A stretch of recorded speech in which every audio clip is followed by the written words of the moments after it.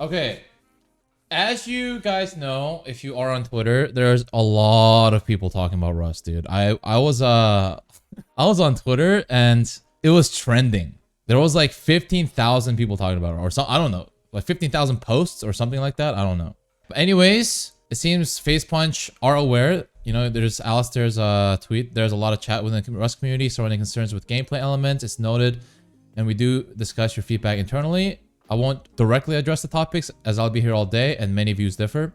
This is always nice to see because there's a lot of people talking about everything, like literally everything about Rust. The amount of cheaters, the gameplay, old recoil, HDRP, like there's people talking about everything. People are saying Rust is dying. Like honestly, like 50% of the talk on here is kind of misguided. It's just people complaining for no reason, in my opinion. But a lot of them have really good points. And I kind of wanted to read it and talk about it. I also did mine as well. Did my own. This is a long post. This is a very, very long post that I made after seeing so many people talk about Rust. But I feel like a lot of people talk about the wrong things. And if you're trying to get the developer to listen to you, you don't just say like recoil sucks, fix recoil, like Rust sucks, Rust is dying. Like all these things are not constructive. And it actually isn't the biggest problem when it comes to Rust. And I think the three most important things right now is progression. Like progression is so chalked right now where literally there is no progression system. You just go in, everything is based around scrap. Scrap is so easy to get. You get pretty much everything you need in endgame within like 30 minutes sometimes if you're really lucky and you know what to do. And the amount of interactions, this is anything, right? PvP, this could be you know, like interactions that you saw before with like trading. That is all gone. I feel like most people don't really talk to each other anymore. I don't really see it happen. There's no reason for people to be out on the ground exploring, therefore running into other players. There's so many different ways that you can play this game and progress without actually engaging with other players. And I think that's the biggest issue. And obviously, number 3 is cheaters. So if you go back to October 2014, this was early experimental stage. And this is when it became like Rust as we know it. It's like Rust comes out of Legacy, and it's like the first resemblance of what we're used to right now. And back then, we used to have the old blueprint system with BP fragments. Satellites used to be the best monument in the game. And there were like random researches. You could find AKs from barrels. You could find rockets from barrels. Like this is how we knew Rust was like for almost 2 years. And then July 2016, they hit us with the XP system, right? The XP system was a linear progression, unlike the RNG old BP system. And it forced everyone to be in the same tier at the same time. And looking back in hindsight, this was the only system that Rust had that actually had a progression where everyone was on the same page. Like, trust me, I hated it at first.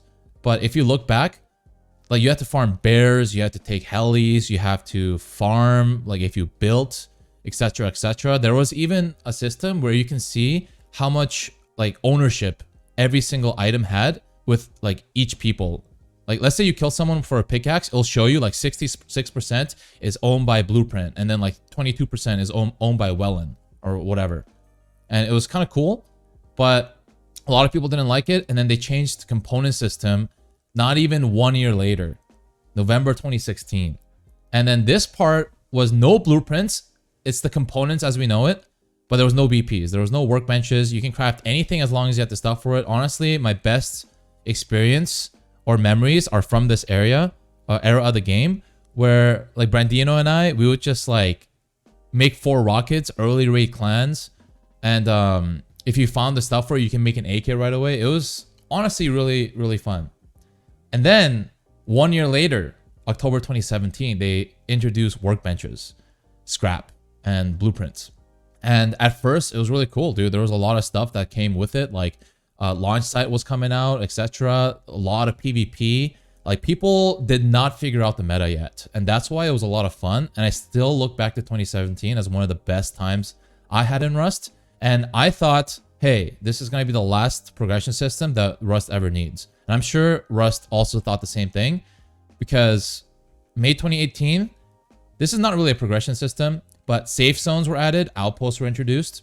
And if you look back for 5 years, there's been no change to the actual progression, like how players progress from the beach to end game raiding everyone. That has not changed, and the meta is very solved and it's very abused. All the slimy little ways that you can play and win in this game, there's videos about it. You see people do it. There's a guide for everything. So it's you don't have to go to outside your base. You don't have to walk. You can fly everywhere. There's no incentive to explore because everything is explored. And you don't have to interact with anybody. You can just offline raid them. Scrap buys everything in the safe zone. Farming is faster than ever. There's no risk even in raids because you can MLRS people for 15 minutes. If you don't know, a lot of people, they figure, oh, hey, online raiding is really hard. Why not just like explode ammo their SAM sites out and then MLRS them until they can do nothing about it. And a lot of clans do this. And even raiding, which was the most exciting part, the most risk that a player like ever took while playing this game, now even that has no risk. So even though there's a lot of cool updates every single time getting added, like homing missiles, you know, attack helicopter, these are all things that people can clickbait. And I see a lot of new creators that just started the game like a few years ago, or just started making content, or make like very niche content like Mr. Beast type, or like, you know, like challenges, etc. It's really good. And don't get me wrong, I do the same thing. Like homing missile comes out, something cool comes out, I clickbait it. It's great. It's something new to do, but it doesn't last. Like that excitement doesn't last. It doesn't make the entire game refreshing. It makes 1 hour or maybe 1 day exciting. But these new updates, they don't actually change how people play and experience the game. And I think that's the problem. Obviously, there's new monuments every single time. We saw Arctic, we saw Launch Site, we saw Missile Silo, which continues to be one of the best monuments for loot. And even if they're OP, it won't really incentivize people to go there. If you go to Launch Site in any high pop, there's no one there unless they're doing Bradley. And even like a few days in, something like Missile Silo, something like Arctic, no one's taking it. And it's because you don't have to go there. All you need is go to like a 500 pop server. You go to a road, you go to a warehouse, you go to a tier 1 monument, and then you're gonna get thousands of scraps per hour because the loot is based on how many people are on the server. And so the new endgame toys that you get after you're already rich. So these attack helicopters cost 2,250. And then if you want HVs in there, that's going to cost you another 2,000 plus. And if you want an LMG in there, that's going to give you a tier 3. You need 1,250 for that, 500 for the tier 2.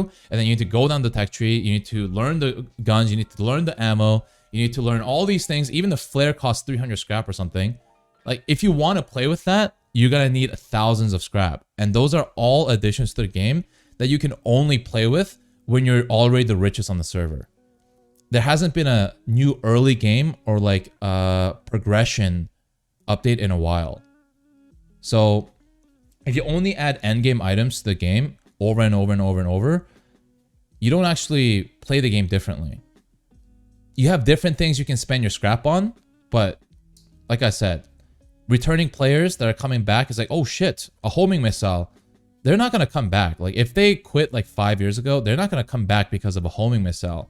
You know what I mean? Like a big change to the progression. And this is something that will force all players, new players that started a year ago, or old players that used to play 7 years ago and stopped playing to play other games.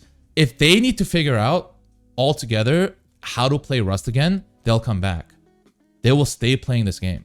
And it will be refreshing. Because right now, if you play Rust, it doesn't feel like you're writing a story. You're like, it's not refreshing. It's not an unpredictable adventure, but it's rather you get on, you know exactly what you're going to do before you even get on the server. So you go on autopilot and it's almost like you're following a guide on Path of Exile and you're just killing mobs all day. So that's why it doesn't feel unique like every time you play Rust. And one of the biggest thing about Rust that I really liked, and the reason why I'm playing to this day, is because you can't expect what happens. There was so much more variety of experience that you can get playing every single week of Rust. But now I feel like most wipes are the same. Not just for creators, but for regular players as well. Like, you know you're gonna get cheated. You know you're gonna get roof camped. You know you're gonna farm scrap by hitting barrels or like getting brown boxes. You're gonna make a tier 2. You're gonna get some guns. You're gonna kill some people. You might get offline. If you don't, then you're probably gonna stop playing. Like, you already know what's gonna happen. If there's no interaction between players, and if there's nothing that you have to figure out, you're just doing the same thing over and over every single day. And you're gonna burn out really quick if that happens. I don't know if this is true, but I saw Casimo talking about how there was 2 million copies sold because it was on Rustified stream, right? And 800,000 people got banned. 2 million sold, 800,000 accounts banned in 1 year. Thousands of people getting banned every single day, or sorry, probably every single day, but for sure every month on certain servers. If the interaction is the same every time or not there at all, that's when the game becomes unfun for most. And that's where all the complaining comes from. And I know a lot of people, they're not going to put as much effort and they're not going to give constructive criticism in a level-headed way because it's frustrating. And I know how it feels. Like, I'm a YouTuber, sure I'm a streamer, and sure I understand like, hey, having like updates every single month is great and it's great for content. Like, we should be thankful, and I understand all of that. But at the heart of it all, I'm a player that loves this game. And a lot of people disregard what creators have to say because they just think we just play for content and we just play for money. But at the end of the day, a lot of these people are people that love the game. If they didn't love the game, they would have already left, and they don't even talk about Rust. That's where a lot of people struggle to explain their frustrations in a way where it can be actionable. I made an analogy, right? I'm half joking. Like, someone shits, let's say, okay, someone shits in the water park once. Everyone's having fun. Someone shits there once. It's in everyone's minds. Oh my God, this guy shit in the pool. Now next time you see another kid go there and he looks like he's about to go, I'm like, okay, am I gonna get shit in my pool again? Is there gonna be another cheater? Wait, what if I start pooping before they do? And then like all the other people that are there, like, dude, if every time I come to this pool there's shit in the pool, would I come back? Probably not. It's okay if we have bad months, but if it's like consistent throughout the years, I feel like something has to change. And then after I made this post, and after a lot of people made their posts, like, I feel like almost every single creator made posts about this, okay? And the great thing about Face Punch is that they're always listening. Alistair's out there, he's a champ. Give me your top 4 quick balance changes. And he said quick, and he said 4.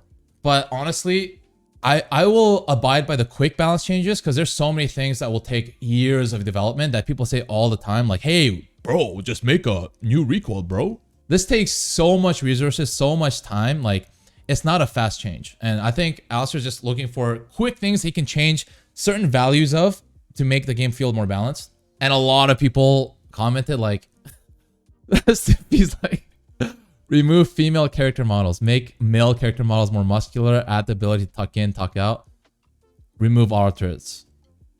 These are all valid, very valid. And you see countless creators, countless lovers of the game comment on this, and most of them are very similar, right? Team UI, progression, safe zones, windmills, turrets, etc., etc. You have Stevie writing a big book, you know? But I wrote an essay. I wrote another manifesto of myself. My bad, guys. And another big thing that people talk about is tech tree. And my take is a little bit different on it. Some people say remove the tech tree, and a lot of people disagree with that. I agree. I don't think tech tree should be just scrapped. And from a development standpoint, it's not constructive criticism to just be like, okay, scrap it. Okay, just get rid of it. Because there's people that they paid that made this. This is why you almost never see in Rust things get reverted. Like in my time playing, getting something reverted and completely removed from the game, I've only seen it like less than 5 times. So what I propose is this mechanic of tech treeing down, it should not give you the most efficient path to the fundamental blueprints of the game every single time. Because if you're giving players a guaranteed way to get the most important items in the game, as opposed to leaving them to RNG, which is just random luck, there needs to be a downside. Even in TFT, a common thing that people don't like is when people force the most OP strat and then there's no downside. You're guaranteed an augment that gives you like the best efficient way to win the game, but there's no downside to picking it. And actually, I don't feel like items like guns, explosive, garage doors, turrets, etc., it doesn't belong. Like, it doesn't belong there. Another one, this one, people might not like, okay? A lot of my takes, not everyone will agree, and I understand that. And one of them is nerfing silencers. There's a lot of pay-to-win skins. I remember I was so tired of camo skins that I was like, if you can't beat them, just join them, because they got rid of the no skins command. And you know how much it cost me to buy the white camo skin, the desert skin, and the grass or the forest skin? It was like over $500. So you pay $500 for pay-to-win skins, which make you almost invisible in the area that you're at. And on top of that, having silencers where you make 0 sound after 30 meters, I feel like it's ridiculous. It's ridiculous because it gives you so much stealth and so much like firepower. And the only downside is a little bit of drop off that doesn't matter. And usually just one more shot to kill a person. Also, this is also another controversial opinion. I feel like a lot of creators and longtime players of the game agree on this. And that's Team UI being 8. Okay. So back in the day, there was no Team UI. This is the thing that you see on your teammates, the green dot, so that you don't have to really communicate anymore. You don't really have to position yourself in a way. There's nothing you have to really say. You can pretty much see where your teammates are at all times on the map, on your screen. So that kind of aspect, that skill ceiling that Rust had, it's gone. And it's going to be gone. They're not going to change this. 100% guarantee it. But what shouldn't change is if Rust decided that 8 was the maximum, then official vanilla servers that is advertised as being as close to the base game as possible, it should not be 32.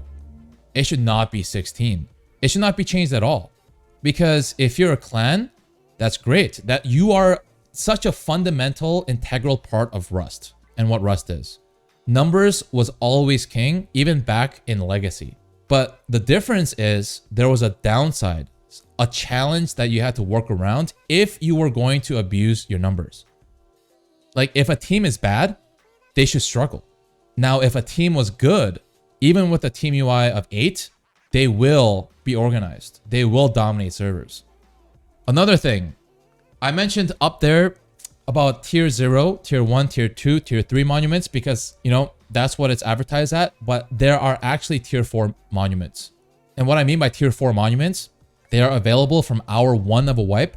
For example, it takes 30 minutes to get a blue card from Outpost, run water treatments, go to oil rig and take it with bows. And then now you have everything you need. You have AKs, you have LMG, you have rockets, you have rocket launcher. You might even have HE grenades. You might get C4. Like you get everything, right? And I remember one time I was playing with Trowsy, Oil Rats and them. And obviously this is a top tier squad, right? And they go to oil rig a lot. But we literally met up in Outpost, made a tier 2 from Outpost, and then we went to oil rig within like 30 minutes. When I say this, a lot of people will be like, you can only do this because you have 20,000 hours. You can only do this because you're really good. You can only do this because you're a clan. No, these are things that literally solo players can do. And if you just know how to do it, it's not skill-based. It's knowledge-based. Anyone can do that. And this is just a quick one. You just nerf minicopters. It's too fast. You can fly way too high. There's no risk involved. Everyone's flying everywhere. It's okay that they fly everywhere. At least make them a little bit easier and not feel as safe. All of these suggestions that I made, it will slow down progression. It will make it more RNG based. And it will make a lot more players that are geared now struggle. People are going to be like, dude, how am I going to get AKs now? How am I going to get Thompson's, Holosight, and Laser on it? You don't. You don't always do that. Like back in the day, sometimes a P2 is all you found. And that's what you're supposed to work around. You play with what the game gives you. So this is my take on it. Like this is way more than 4 like balance changes. But I feel like it's pretty quick. Anyways, that was my take. Hope you guys enjoyed. At the end of the day, I would say like 90%. Okay, maybe not 90%. Maybe like 75% of the people that actually do complain, it's for the love of the game, okay? It's for the love of the game. We all want it to be better. We all want it to be more fun. Even the content creators that live off of this, I'm pretty sure most of them care about the game being better rather than their content making more money or making their content better, okay? We all love this game. Rust is very cult-like. But you know what? As always, dude, I always have a lot of respect. I love Rust, and I'm always positive about it. It will get better. It always has. I'm looking forward to the changes.